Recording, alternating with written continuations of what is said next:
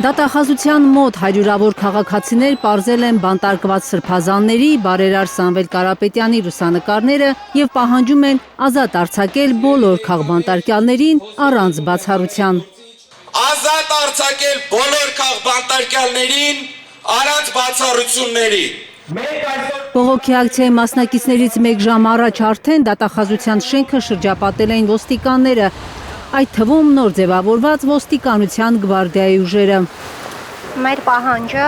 ինչպես արդեն նշված է, ոչ Նիկոլի տերորին, սա տերոր է հայի տեսակի համար, մեր հայ առաքելական եկեղեցու նկատմամբ, ընդհանրապես հայի տեսակի և հայի գենի նկատմամբ, սա արժեքների պայքար է։ Պահանջում ենք ազատ որ լինի մեր Բագրատ arczepiskopos Գալստանյանը և մնացած բոլոր քաղբանտարկյալները։ Ժողովրդավարության հետ ընդհանրապես կապ չունի։ Սա անթույլատրելի երևույթ է։ Այս կնոջ կարծիքով Փաշինյանը բանտ է նետում ընդդիմախոսներին պարզ հայրենասիրության համար։ Հայրենիքը սիրելու համար, հայրենիքի մասին մտածելու համար, Հայաստանը ազգային երկիր լինելու համար։ Մեկ շաբաթ հետո նոյեմբերի 26-ին քաղբանտարկյալների վերաբերյալ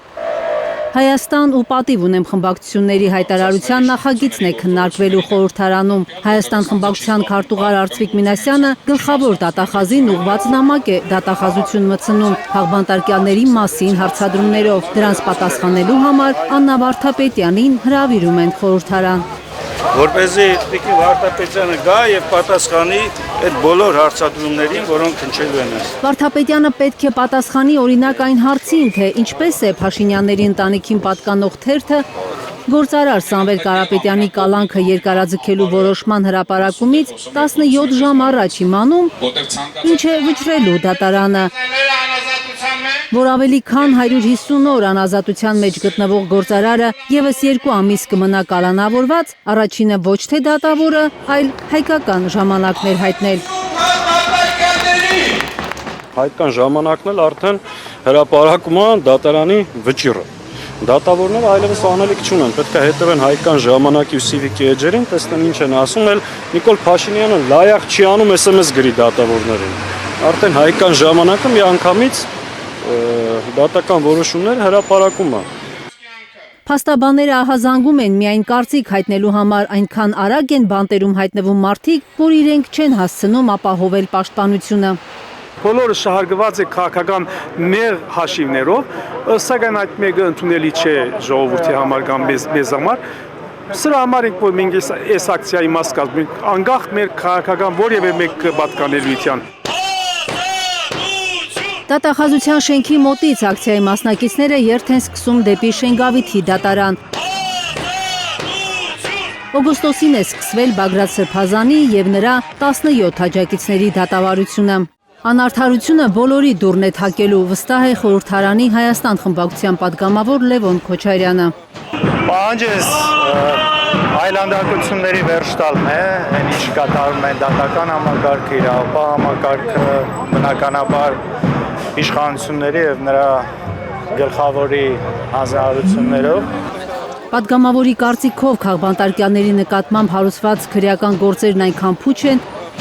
որ անգամ դատախազներն են հաճախ հայտնվում անհեթեթ վիճակում մեղադրանքները ներկայացնելիս։ Ամբողջ իրավապահ համակարգի առաջ ըստ պատգամավորի խնդիր է դրվել վախի մթնոլորտ տարածել երկրում։ Վախի մթնոլորտ սերմանելն է, որ ցույց տան, ասեն, տեսեք, մենք կարանք կին բանտարկենք, ոչ մի բանի համար մեծ հաշվով, տեսեք, որ մենք կարանք զոհվածի ծնող ձերբակալենք, որ կարանք հարգված սիրված հոգևորականներ փակենք, որ կարող են փակել մեծ բարերարի, ով հարյուրավոր միլիոնավոր դոլարների բարեգործումնի արած, այսինքն ցույց են տալիս, որ չկա սրբություն, չկան արժեքներ, իսկ իրավական տեսանկյունից այս գործերը մեծ մասամբ փուչիկ են, կամ էլ շատ ընտրովի են որոշում, թե ում հանդեպ սկսեն այս ամեն ինչը, ում պահենք տալանքի տակ, սա այնքան ակնհայտ է, որ այս ամեն ինչը պաշտպանողները ուղղակի ծիծաղելու վիճակում են հայտնում, երբ փորձում են սրան ինչ-որ իրավական ձևով բացատրել, որովհետև անհեթեթություն է ուղղակի։ Երթի մասնակիցներին դատարանի բակում դիմավորում են ոստիկանների կուր շարքերը։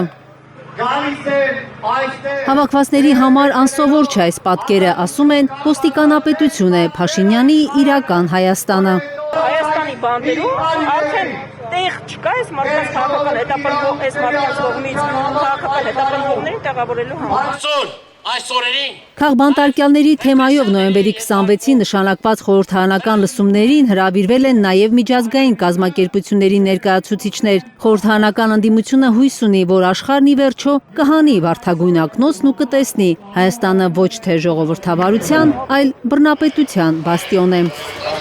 Կարնե Մանգասարյան, Հայկ Ավանեսյան, Աշոտ Մնոյան և Գագիկ Տեր-Ղազարյան, Հայլուր։ Հայաստանում եւ աշխարհում տեղի ունեցող իրադարձությունների մասին առաջինը իմանալու համար բաժանորդագրվեք մեր ալիքին։ Սեղմեք զանգակը, որ բաց չթողնեք ամենահրատապը, ամենակարևորն ու հետաքրքիրը։